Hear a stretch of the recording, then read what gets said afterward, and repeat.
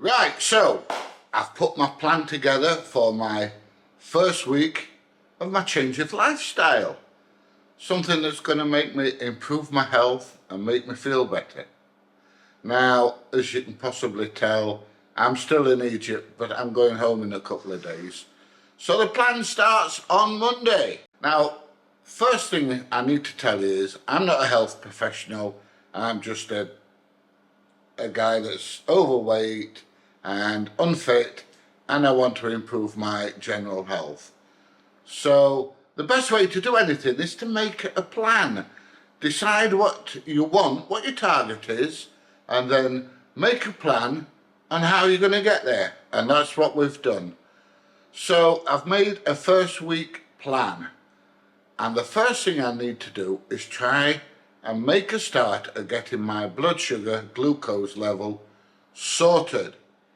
Now, I'm overweight because I eat too many carbs, I have too much glucose, I have too much sugar in my veins, and it causes insulin resistance, which obviously makes me put weight on. So I need to monitor my blood sugar, and I'm going to do that by, when I get home, I'm going to buy a I'll put my teeth back in. I'm going to buy myself a constant glucose monitor. Now, constant glucose monitor is one of those things that you put on your arm. It's got a very small pin in it, and you stick it on your arm, and it stays there for, I think it's about a week. I'm not exactly certain, but I think it stays there for a week. And then you get your phone, and it gives you your glucose levels.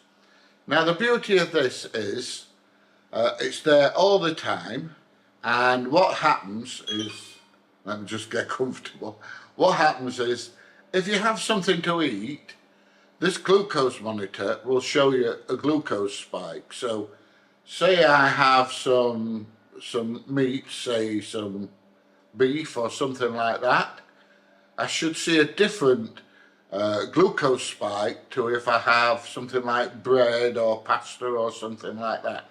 And that's going to give me the opportunity to have a look at what I'm eating and try and work out what is the best for me, what is causing the least glucose spike in my blood. It's also going to tell me what I should and shouldn't be eating to try and keep my glucose levels, my sugar levels under control.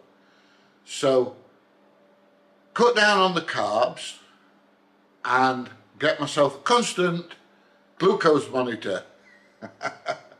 Teeth aren't working very well today with this, which is nothing new. Now, on top of that, what I'm going to do is I'm going to change the food that I eat anyway, whether I've got a constant glucose monitor or not.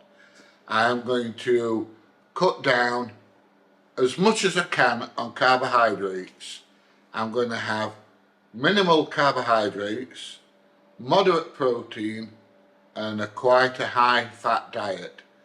Now you're going to say, oh, eating all that fat's going to make you put weight on. Well, depends what kind of fat it is. If it's animal fat that's good, healthy animal fat, then no, it's not. It's not fat that makes you fat, it's sugar that makes you fat. Your body can process animal fats and turn it into food, whereas sugars, it will process so much, and if you've eaten too much, then it stores it all in here. Now, do you like my t-shirt? This is all my grandkids, okay? All, how many have we got? 1, 2, 3, 4, 5, 6, 7, 8. I've got that many, I forgot how many I've got. I'm not just doing this for me, I'm doing this for my kids and my grandkids as well. Because I want to see my grandkids grow up, and I want my grandkids to have a granddad, you know. I used to love my granddad. I spent more time with my granddad than my mum and dad, mainly because I didn't get on with him. Well, mostly my mum. But I spent most of my childhood with my grandparents, and I used to love my grandparents, and I want my grandkids to love their granddad. And I want them to have a granddad as long as possible, do you know what I mean? And if you're a grandparent, you'll know exactly what I'm talking about. So I need to do this not just for me, but for them. So I've got to get rid of all this glucose and all this sugar that's pumping around my veins. The glucose monitor is going to help me do that. The change of diet, the low carbs, the moderate protein and the high fat diet is going to help me do that. And the other thing that I'm going to do is I'm going to start intermittent fasting. Now this is something that I generally do anyway. I'm not a breakfast person. I'm not one of these people that jump out of bed and chuck a couple of slices of toast in the toaster or grab a bowl of cereals or anything like that. I jump out of bed, feed my animals, my dogs, my cats and everything, and make myself a cup of coffee.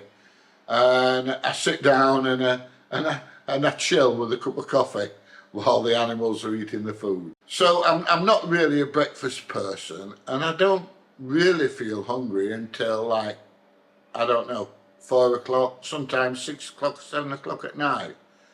So intermittent fasting is something that I kind of do anyway, but I'm gonna set specific times that I eat. So I'm going to say I'm going to eat between 6 o'clock and 8 o'clock, or 5 o'clock and 7 o'clock, and have like a 2.5 hour window where I can eat, and then the rest of the time I'm not going to eat at all.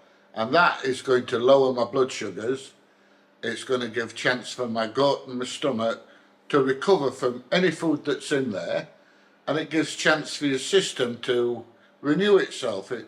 It's like driving a car really, really hard and it gets really hot, and then it cools down when you stop and you park it up.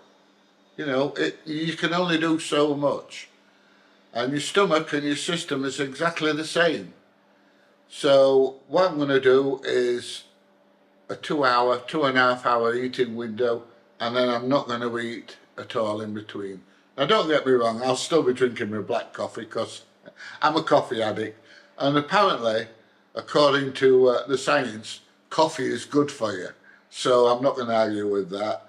I'm not going to be drinking diet pop or anything like that. It's going to be water or coffee. Tea, no, I'm not a fan. So that is going to be my day when it comes to food and drink. Coffee, water, 2.5 hour eating window, and that's it. Now, as I've already said, I suffer from high blood pressure, and the high blood pressure is apparently because I'm overweight. Now, getting rid of this weight and getting all this glucose and stuff out of my system, you may have noticed that I'm constantly talking about glucose, because all the sugar and the crap that everybody eats is the biggest killer. It causes all sorts of things: cancer, dementia, etc, etc. When I get rid of all that lot, it's going to reduce my risks of dementia, although some people think that I've perhaps got dementia anyway. Who am I? What's my name? Who are you? But it's going to help get rid of any of these risks. I'm not saying it's going to get rid of them totally, but it's certainly going to reduce the risk. I need to get my blood pressure down, and getting rid of all this rubbish that I'm eating and losing weight is going to help my blood pressure come down. The other thing that I need, believe it or not, is more sleep. I'm one of these people that will go to bed at 12:30, 1 o'clock, even 2 o'clock, and I'm still out of bed at 7:30, 8 o'clock in the morning. I'm not getting a good 8 hours kip every night, and that's where this comes in handy, my Whoop.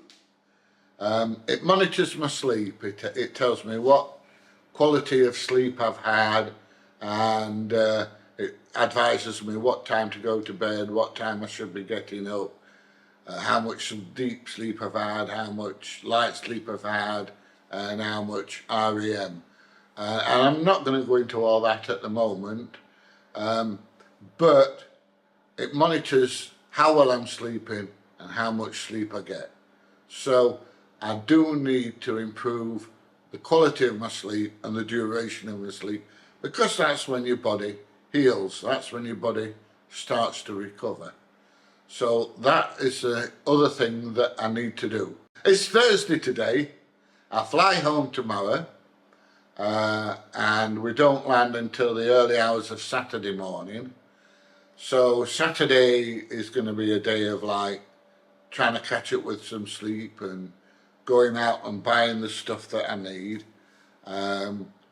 Sunday I'm just going to have a nice steady day, still recovering, and Monday is the kick-off day.